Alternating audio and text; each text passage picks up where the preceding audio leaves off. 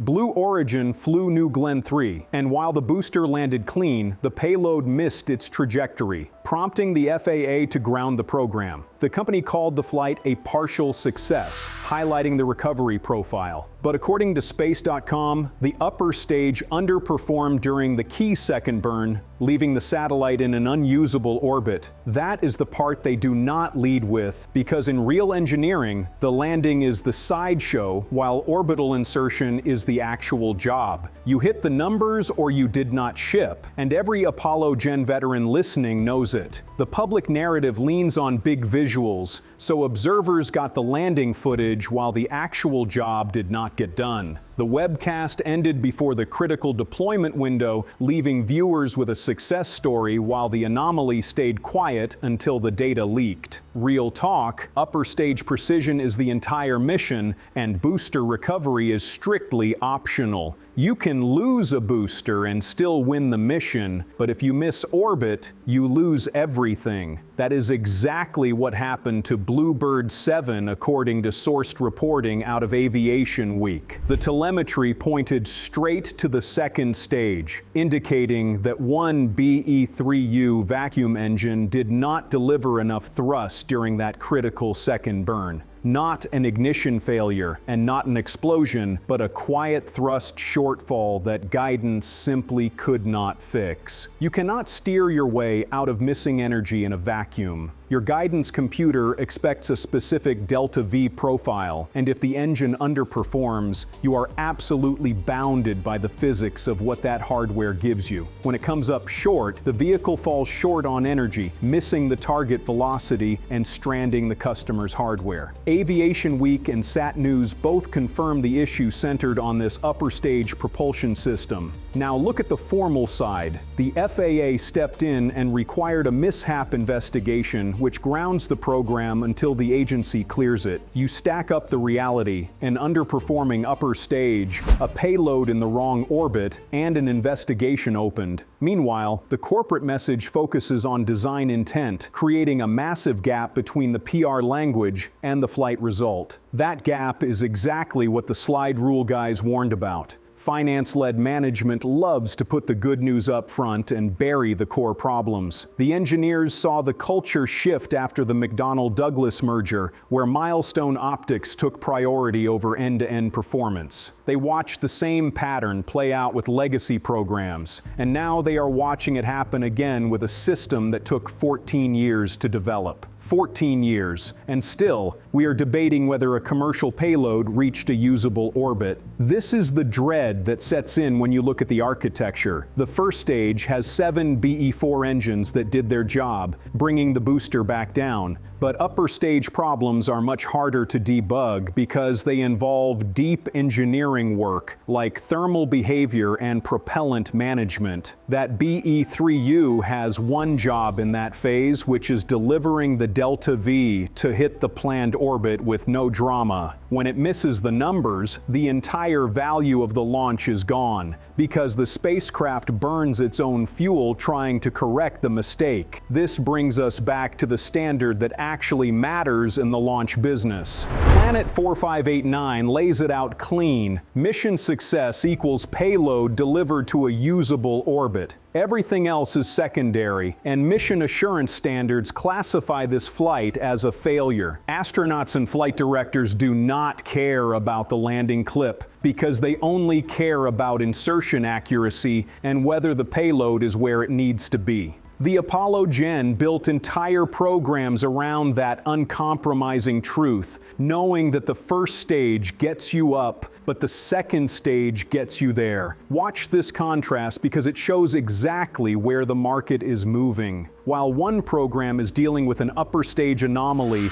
and an FAA grounding, SpaceX is operating on a fly-fix-fly model with a massive cadence. The FAA launch logs show constant operations for Falcon 9, proving that repetition builds reliability, and reliability shows up in orbit. Out at Starbase, they treat upper stage success as the baseline entry ticket, and then they optimize the reuse. They got smoked on early tests, finally admitted the failures, and threw in the towel on bad designs to build Raptor and Mechazilla. When you operate a fixed-price system and iterate rapidly, you get punished directly for failure, which forces you to eat the cost and fix the hardware. Cost-plus legacy programs have entirely different incentives, leaning heavily on process-bound development. But physics is the ultimate equalizer, and whether you are a legacy contractor or a new player, missing the orbit means you fail. The Blueprint guys understood that. They signed off on hardware, not spin, and they enforced end-to-end success because a broken chain means a lost mission. Customers pay for a trajectory and they pay for insertion accuracy. If the satellite cannot operate, the mission economics collapse and insurance claims get filed. That is why this anomaly hits the market so hard, because trust is the currency that drives contracts. If a launch provider cannot deliver payloads to spec, the customers will simply move their hardware. Blue Origin's own mission page laid out the intended sequence perfectly on paper, detailing the booster separation, the two BE-3U burns, the fairing deployment, and the orbital insertion. The flight result broke that contract with reality,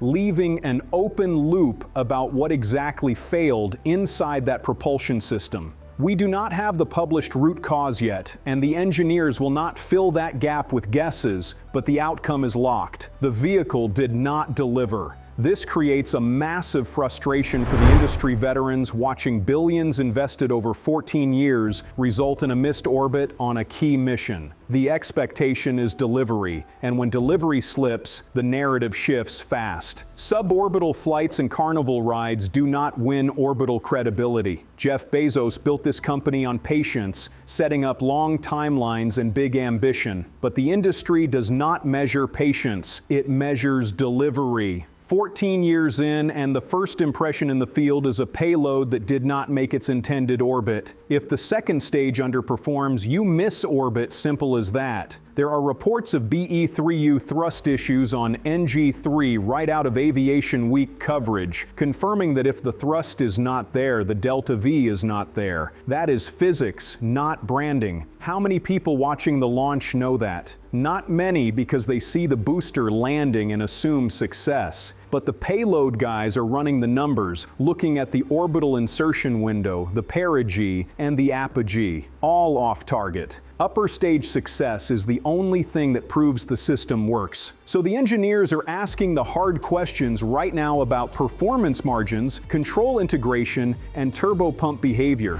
Those answers do not come from a slick landing video. They come from the hard telemetry data that triggered the FAA investigation. The company has to prove that the failure is understood, implement the fix, and then demonstrate it in flight. Until that process clears, the gap between the competitors only widens. The engineers were right to focus on the full stack early on. They warned management to focus on the mission instead of the optics, and to prioritize delivery over clips. They said you never celebrate until the payload is exactly where it needs to be, and everything before that moment is just prelude. New Glenn 3 proved that the first stage is approaching operational maturity, but it also proved that the upper stage still cannot close the deal. This is the exact split the industry watches for, separating the public relations language from the actual flight result. When upper stage performance slips, you cannot hide it with a clean booster recovery, because payload customers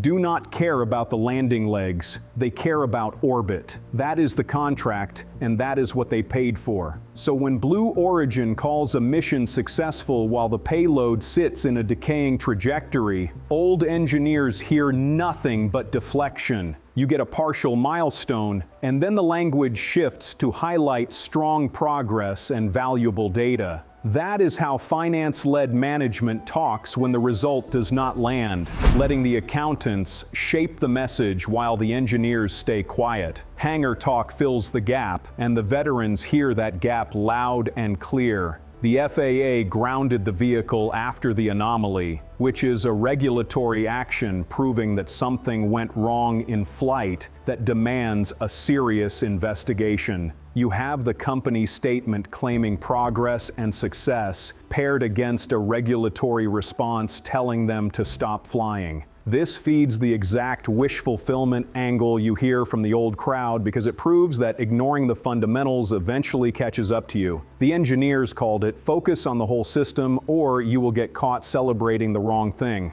NG3 is that moment, serving as a credibility filter that changes how the entire event gets logged in the industry's memory. Booster success becomes a footnote, and the payload miss becomes the headline. Once that frame locks in, it is hard to shake, driving a massive demand for real telemetry and root cause analysis. Not vague updates, but real data, because without that data, confidence does not come back, and confidence is the currency that keeps the assembly lines moving. If the system is not trusted to hit orbit, everything slows down across the board. Customers start asking different questions, like when the next flight is happening, what changed, and whether the provider can prove the hardware is fixed. Those questions slow contracts down and push decisions out, redirecting payloads to other providers if confidence drops. Engineers want to see the anomaly chain to find out exactly where the deviation started. Was it guidance, propulsion, or timing? That is how you fix a rocket, not with messaging, but with real engineering. This is where the Apollo Gen gets vindicated again, because they built systems where the full mission mattered, and they never separated booster success from mission success. They treated it as one chain, knowing that if you break one link, the mission fails. Told you so on a national scale. The astronaut commentary enforces that standard in public, dragging modern programs back to the baseline of end-to-end delivery. If it is not end-to-end, it simply does not count. The public narrative wants to split the story into a partial win, but the expert narrative refuses that split and compresses it into a binary outcome, mission success or mission failure. And that binary is exactly what the customers use when they sign checks. So when those voices label NG3 as an orbital delivery failure, the label sticks and travels across boardrooms and procurement meetings. One line, missed orbit. Every future launch carries that memory as a data point, demanding that the team prove they can repeat success. Trust takes multiple clean flights to rebuild, with payloads hitting target orbits on time. High-cadence systems iterate faster and fix issues quicker because they fly more often, while low-cadence systems take much longer to prove fixes. That is a structural disadvantage that stretches the feedback loop and penalizes slow development. Methodical approaches do not get a pass on payload delivery, and careful planning does not override actual hardware outcomes. The result still has to land in the right orbit with no exceptions. The next flight does not just have to succeed, it has to prove the failure is understood, show the fix, and deliver clean. Because the voices that called this one out will be watching even closer next time, and they will not lower the bar. Now the loop stays open while the industry waits. The booster landed, the upper stage propulsion underperformed mid-burn, and the FAA grounded the program. 3 facts stand on the record, with a dead payload confirming that the primary mission failed. The FAA investigation is ongoing. When they finally light that upper stage again, does it hit the exact numbers or does the system slip again and strand another customer?